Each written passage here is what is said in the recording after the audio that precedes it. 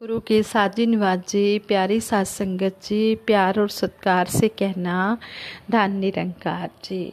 सात संगत जी, सबसे पहले दासी सतगुरु माता जी का शुक्राना करती है, जिनकी कृपा से ये जीवन की घड़ियाँ बीत रही हैं। सच्चे पातशाह आप जी इसी तरह अपना मेहर भरा हाथ हर एक जीव के ऊपर रखना। सतगुरु माता जी का सहारा लेते हुए, सतगुरु माता जी का आशीर्वाद लेते हुए दासी आप जी के चरणों में ये विचार रखने जा रही है। इन विचारों से हमें यही सीख मिली है कि अगर हम मन से सिमरन कर रहे हैं तो कहते हैं कि वही सिमरन परवान है। कहते हैं जब भगत भगवान की सारी बातें मानता है तो इस तरह वो भगवान को अपने मन में बसा लेता है तो भगवान भी उसके मन में पूरी तरह से बस जाते हैं।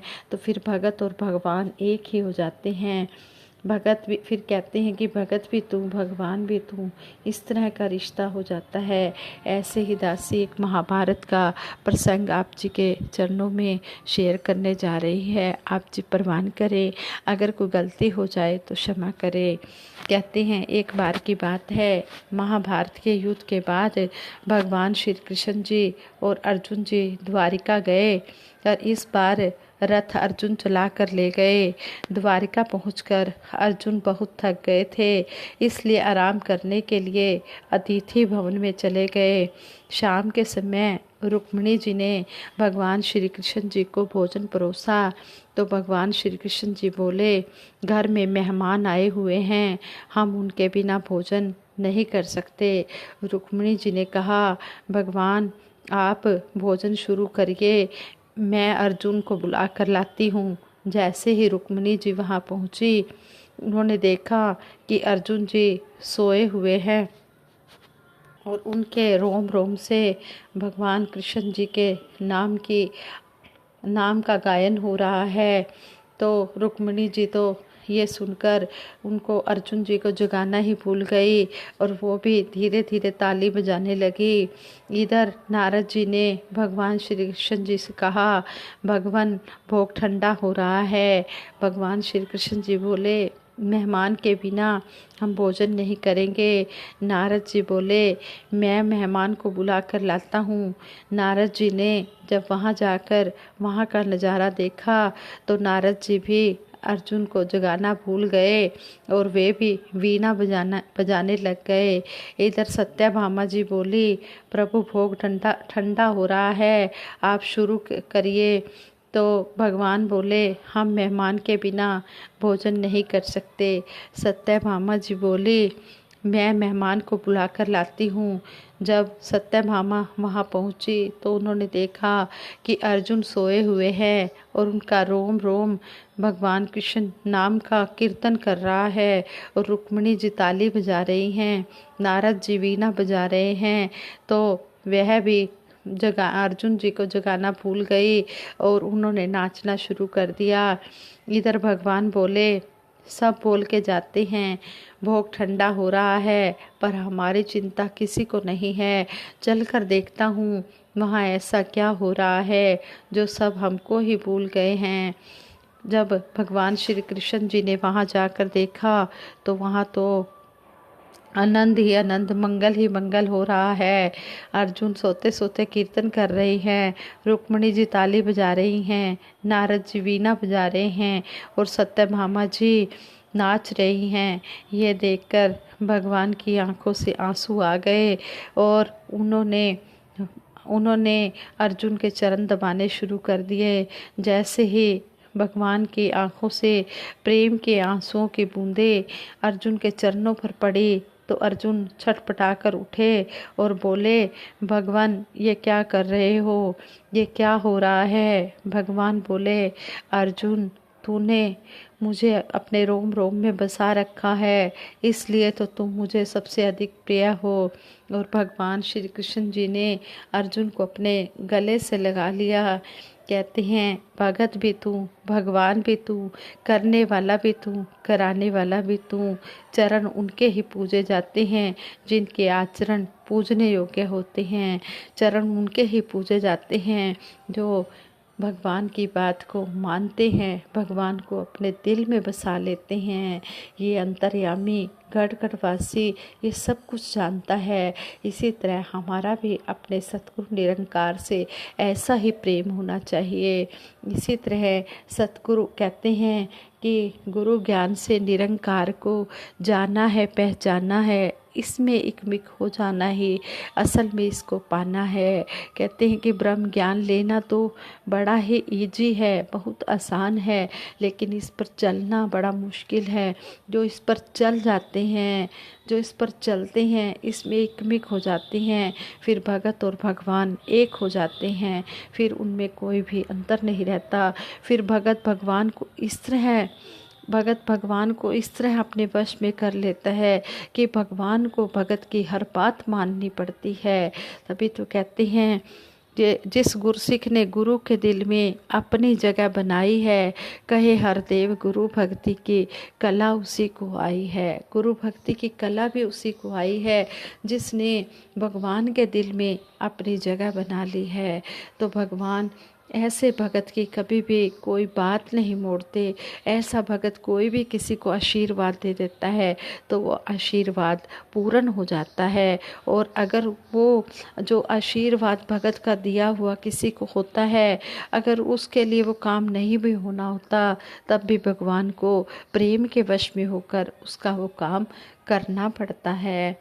इसलिए कहते हैं भक्ति की दौलत तो साधो हमने खुद कमानी है। ये जो भक्ति की दौलत है ये हमारे ही काम आनी है। जितना जितना हम भक्ति करेंगे उतने उतने ही हमारे जीवन का पार उतारा होता चले जाएगा। क्योंकि मानुष्य जन्म का लक्ष्य भी यही है, परम पिता परमात्मा को जानकर देखकर इसकी भक्ति करनी है। पहले देखा फिर गावा, फिर गावे दा फल पावा। कहते हैं कि सारा संसार भक्ति कर रहा है, मंदिरों में भी हर जगह भक्ति हो रही है, लेकिन जो देखकर भक्ति की जाती है वही भक्ति सफल होती है। इसलिए वक्त का सतगुरु आया है और सारे संसार के लिए ही आया है और सभी को ही आवाज़ दे रहा है कि आ जाओ, इस परम पिता परमात्मा को पाकर अपना जन्म सुहेला कर लो। ये हीरे जैसा जन्म मिला है, इसको हमने कोड़ियों के भाव नहीं गंवाना।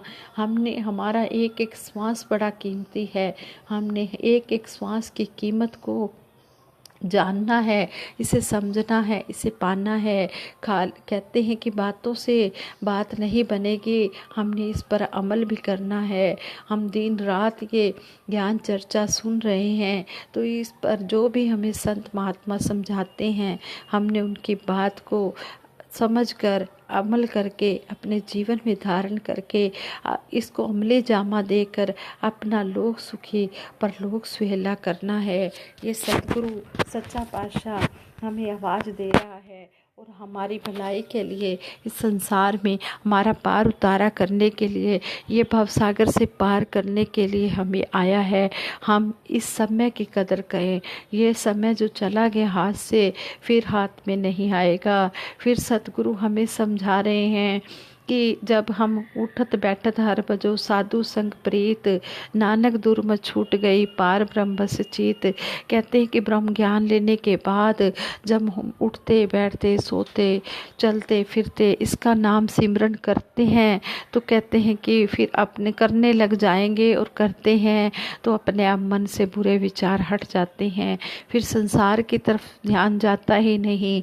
जब ध्यान नहीं जाएगा तो बुराइयां भी मन में नहीं आएंगे। तो सतगुरु ने हमें यही समझाया है कि हमने ब्रह्म ज्ञान लेकर अपना जीवन सफल करना है। जैसे सतगुरु माता सुदीक्षा जी महाराज ने हमें वर्चुअल समागम जो अमेरिका का हुआ उसमें भी हमें यही समझाया सतगुरु माता जी ने कि जो सोया होता है उसे तो जगाया जाता है, लेकिन जो सोने का नाटक कर रहा होता है, जागा हुआ होता है, लेकिन वो आंखें बंद करके ऐसे कर रहा होता है कि मैं सोया हुआ हूँ, तो उसके बारे में क्या कहा जाए।